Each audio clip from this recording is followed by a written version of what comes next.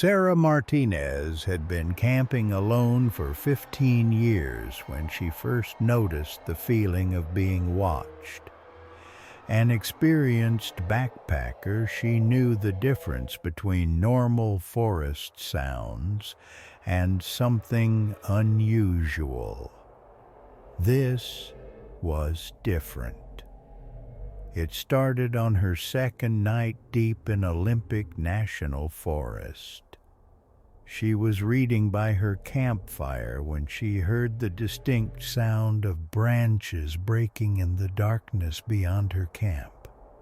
Not random snapping, but deliberate, rhythmic cracking of something large moving through the underbrush. "Hello?" she called out, thinking it might be another camper. The sound stopped immediately. The silence that followed was absolute. No insects, no wind, nothing. Even her fire seemed to burn quieter. Sarah grabbed her flashlight and swept the beam across the tree line. Nothing but towering Douglas firs and impenetrable darkness between them. She convinced herself it was just wildlife and went to bed, but sleep came fitfully.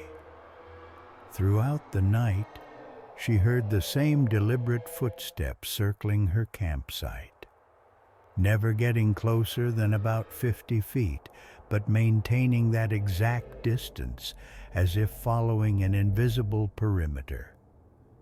The next morning, Sarah found the tracks. They were human footprints, but wrong in every way. The stride was too long, nearly 4 feet between steps. The impressions were deep, suggesting someone incredibly heavy, yet the prints showed no defined heel or toe marks. Instead, they appeared perfectly flat, as if made by someone with no arch whatsoever.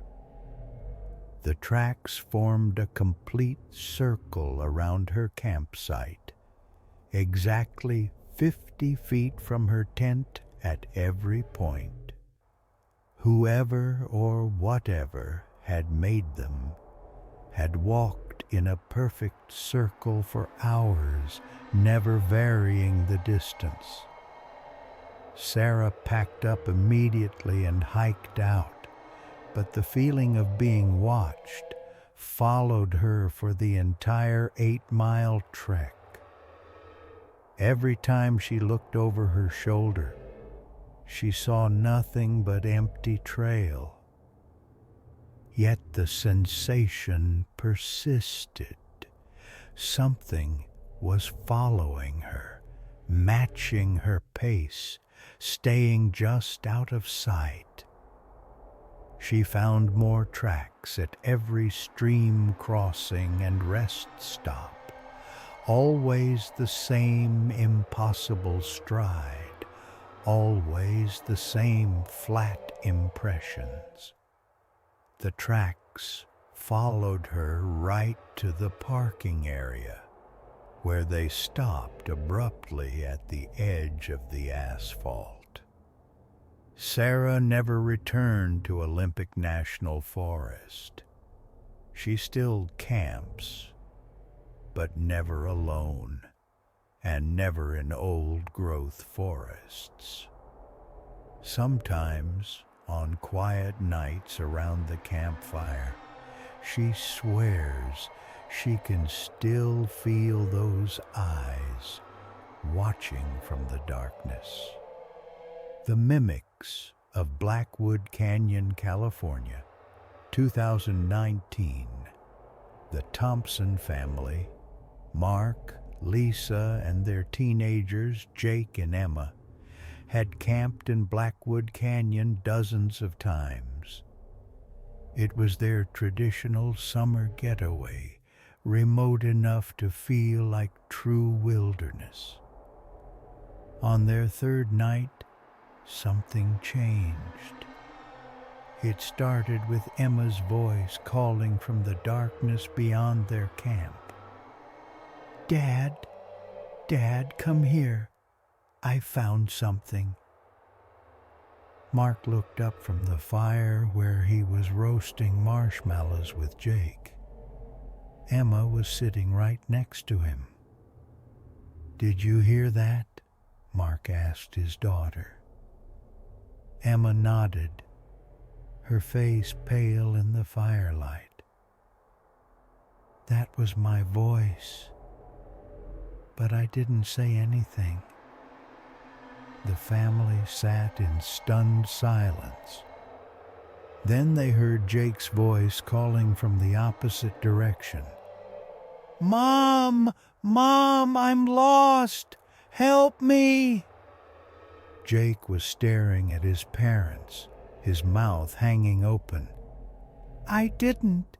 That wasn't me." Lisa grabbed her husband's arm. "Mark, what's happening?" Before he could answer, they heard Lisa's voice screaming from somewhere up the canyon wall. "Help! Someone help me! I'm hurt!" The real Lisa was sitting right there, trembling.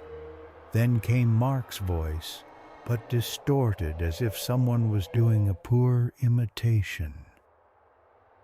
"Kids, come here. Come to Daddy. Come into the woods." That's when they saw the lights. Moving through the trees were what looked like flashlight beams. But they moved wrong. Too smooth, too steady, weaving between trees in patterns that made no sense. The lights came from every direction, accompanied by the voices of the family members, all calling to each other, all saying things none of them had actually said. "Everyone into the tent," Mark whispered. "Now." They huddled together in their family tent, listening to the impossible chorus of their own voices calling from the darkness. The sounds continued for hours, sometimes pleading, sometimes angry, sometimes laughing in ways that made their skin crawl. Emma's voice. "Why won't you come play with me? I'm so lonely out here." Jake's voice. "I see you hiding. I see you in that tent." Lisa's voice. "Mark, I'm bleeding. I need help. Please come find me." Mark's voice. "Kids, your mother is hurt.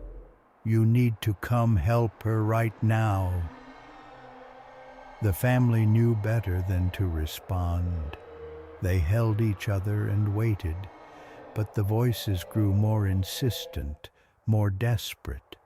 By dawn they were sobbing, begging, screaming, but always in their own voices, always saying things they would never say. When the sun finally rose, the voices stopped. The family packed up in record time and left without breakfast, without looking back. They never found out what was mimicking them that night.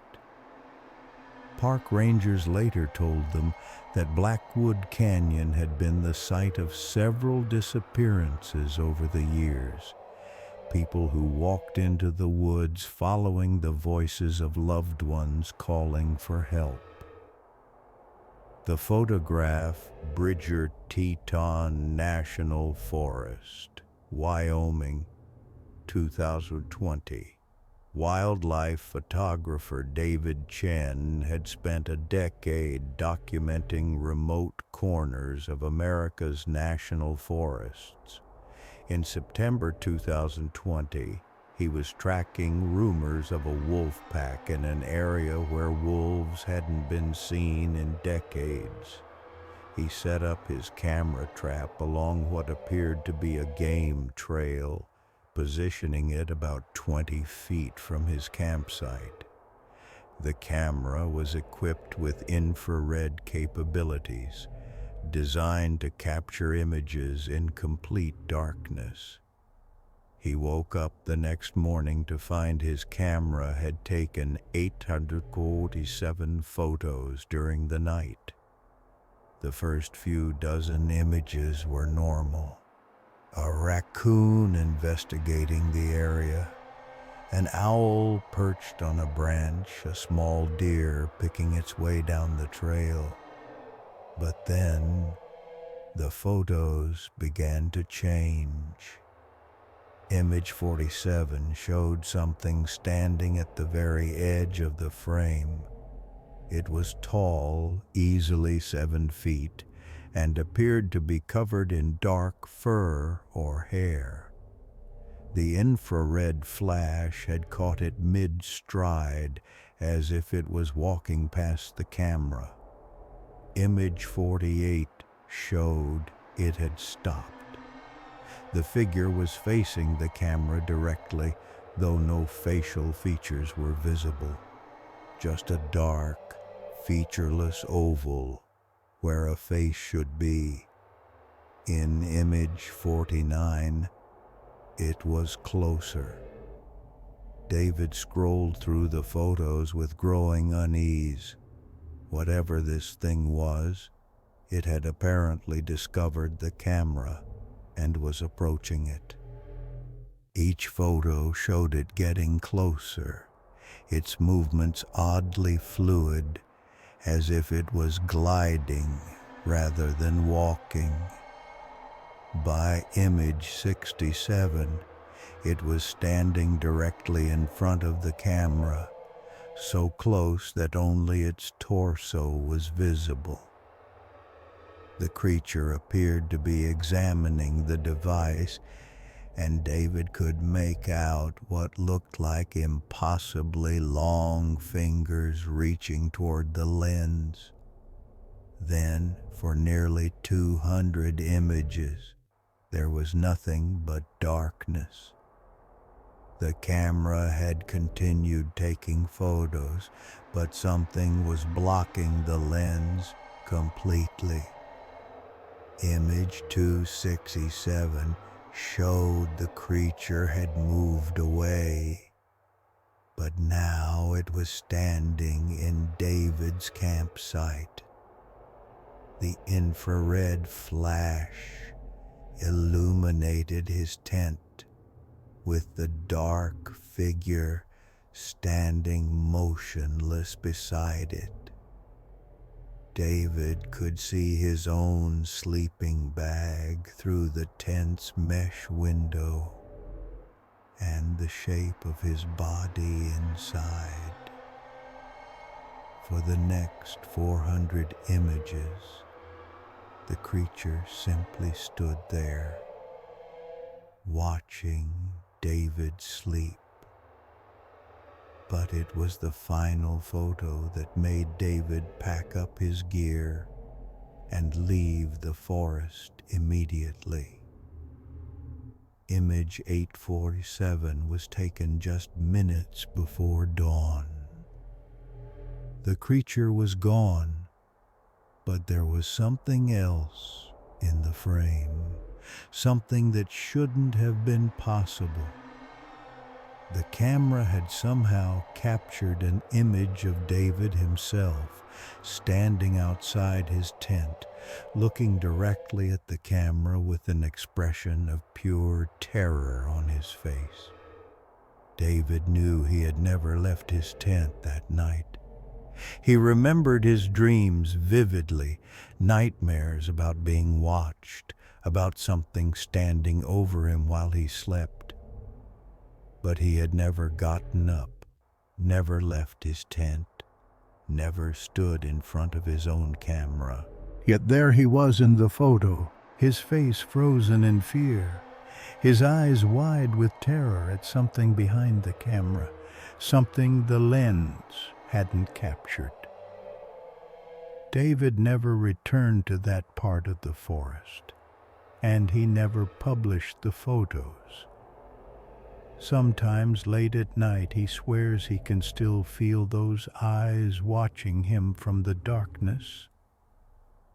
The sounds from underground. Monongahela National Forest, West Virginia, 2017. Forest Service Ranger Kevin Rodriguez had 23 years of backcountry experience when he was assigned to investigate reports of strange sounds coming from remote sections of the Monongahela National Forest. For months, hikers had been complaining of hearing what sounded like machinery operating deep underground, rhythmic pounding of heavy equipment, the whine of drills, the rumble of engines. The sounds seemed to come from directly beneath their feet, as if there was some massive construction project happening in caves far below the forest floor. Kevin's job was to investigate and determine if there was any illegal mining activity. He set up camp in the heart of the region where most reports originated, a section of old-growth forest undisturbed for centuries. On his first night, Kevin heard nothing unusual. He was beginning to think the reports were imagination when he was awakened at 2:47 a.m. by a sound that made his blood run cold. Deep beneath his sleeping bag, he could feel a vibration.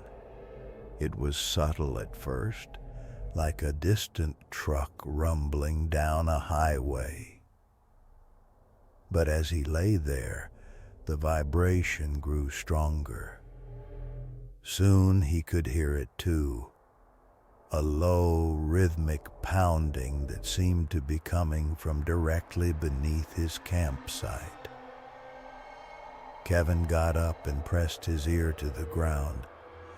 The sound was definitely there, coming from below. It sounded like massive hammers striking stone, followed by the grinding of heavy machinery. There was a pattern to it, a rhythm that suggested deliberate, organized activity. But there were no mines in this area, no caves large enough for heavy equipment, no access roads that could support the machinery that would make these sounds. Kevin spent the next 3 days investigating. He hiked every trail, checked every old mine shaft and cave entrance he could find.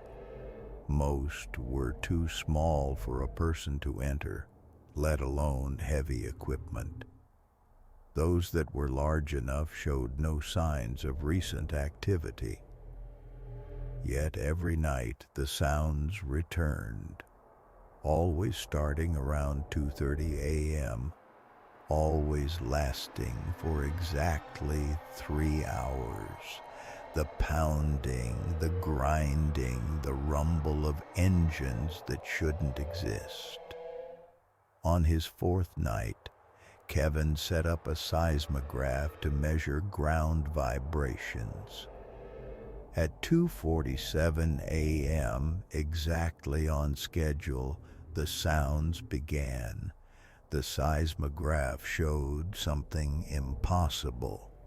Vibrations coming from more than 500 feet underground, far deeper than any known cave system. The readings suggested massive excavation work, as if something was hollowing out enormous spaces in the bedrock. Kevin recorded everything. but when he tried to play back the audio the next morning, there was nothing but silence. The seismograph data was corrupted, showing only random noise. On his final night, Kevin was awakened not by machinery sounds, but by something else entirely. There was a knocking coming from below. Not the rhythmic pounding of equipment, but the deliberate, measured knocking of someone trying to get his attention. Knock, knock, knock. Kevin lay perfectly still, his heart hammering. The knocking continued. Always 3 knocks, always in the same pattern. It was coming from directly beneath his sleeping bag, as if someone was trapped far below and trying to signal him. Then he heard the voice. It was muffled, distant, but unmistakably human. Someone was calling his name from deep underground. Kevin, Kevin, can you hear me? The voice was familiar, but Kevin couldn't place it. It sounded like someone he knew, someone he should recognize, but distorted by distance and layers of rock and soil. Kevin, I'm trapped down here. I need help. Please, you have to help me.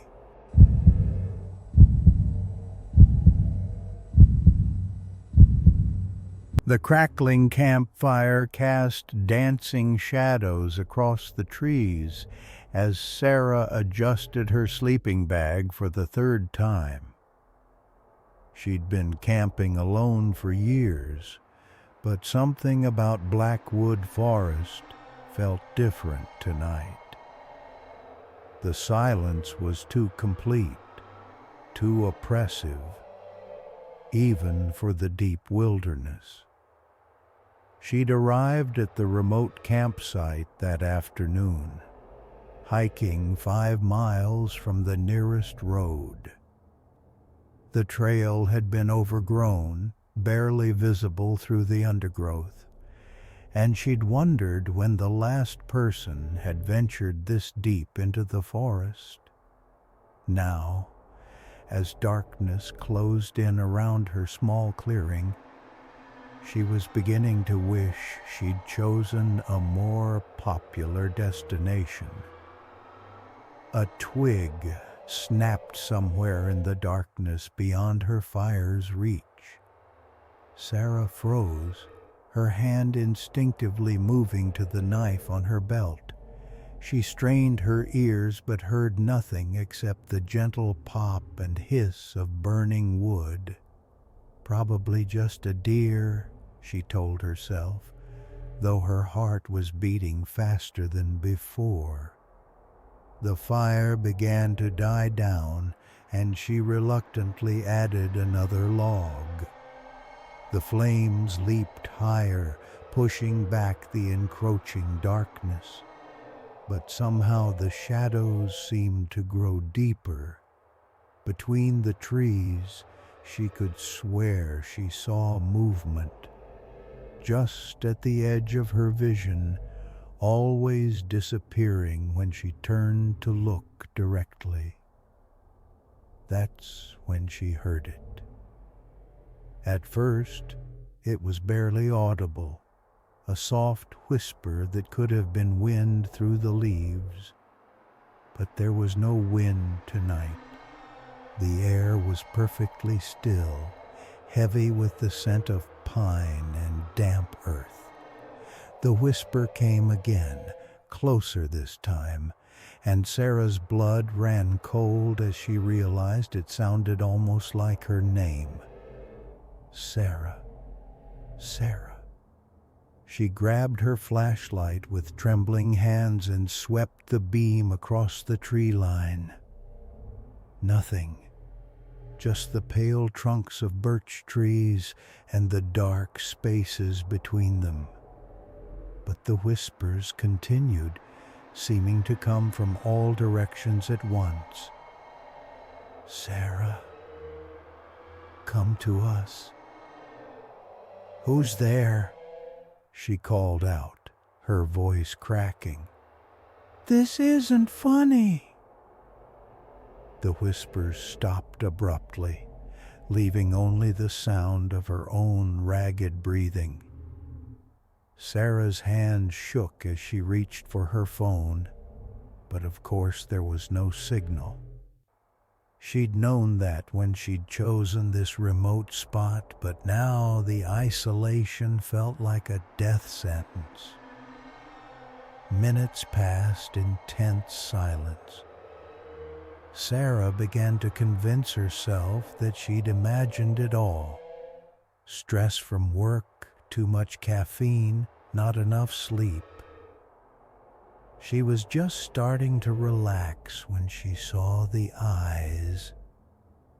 They gleamed in the firelight like yellow coins, watching her from the darkness between two massive pine trees.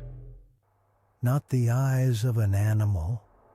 These were too large, too knowing. They blinked once, slowly, and Sarah felt her sanity begin to fray at the edges. "Stay back," she shouted, pointing her flashlight at the spot. The beam revealed nothing but empty forest, but she knew what she'd seen. The eyes had been real, and they had been watching her with an intelligence that made her skin crawl. She threw more wood onto the fire, creating a blazing inferno that lit up the entire clearing. The heat was almost unbearable, but she didn't care. She needed the light. She needed to see what was out there. The whispers began again. But now they were different. Multiple voices speaking in unison, chanting something in a language she didn't recognize. The sound seemed to come from beneath the ground, as if the earth itself was speaking. Sarah's nerve finally broke. She grabbed her backpack and ran. The forest seemed to close in around her as she stumbled through the darkness, her flashlight beam dancing wildly ahead of her. Branches tore at her clothes and hair, and roots tried to trip her with every step. Behind her, she could hear the voices growing louder, more insistent. She had no idea where she was going. The trail she'd followed earlier had vanished, and every direction looked the same in the darkness. Panic clouded her judgment as she crashed through undergrowth, her only thought to get away from whatever was pursuing her. Then she saw the light ahead. It was warm and yellow, like lamplight from a window. Sarah almost sobbed with relief as she stumbled toward it, certain she'd found a ranger station or another camper. But as she got closer, her relief turned to horror. The light was coming from her own campfire. She'd been running in circles. The whispers had stopped, but now she could hear something else. Footsteps, slow, deliberate steps circling her campsite. But when she shone her flashlight around the clearing, she saw nothing. Thump, thump, thump. The footsteps were getting closer, and Sarah realized they were coming from above. She looked up and nearly screamed. Dark shapes were moving through the canopy, leaping from branch to branch with impossible grace. They were too large to be squirrels, too agile to be bears, and they moved with a coordination that spoke of intelligence. One of them dropped silently to the ground just outside the circle of firelight. Sarah couldn't see it clearly. It seemed to shift and blur whenever she tried to focus on it. But she could make out a vaguely humanoid shape. It was tall, impossibly thin, with arms that hung too long at its sides. Its head was tilted at an unnatural angle, and she could feel its gaze boring into her. "What do you want?" she whispered. The thing didn't answer, but she heard that voice again, not from the creature, but from all around her. "You came to our forest, Sarah. You brought fire to our darkness. Now you must pay the price." More shapes emerged from the trees surrounding her campsite.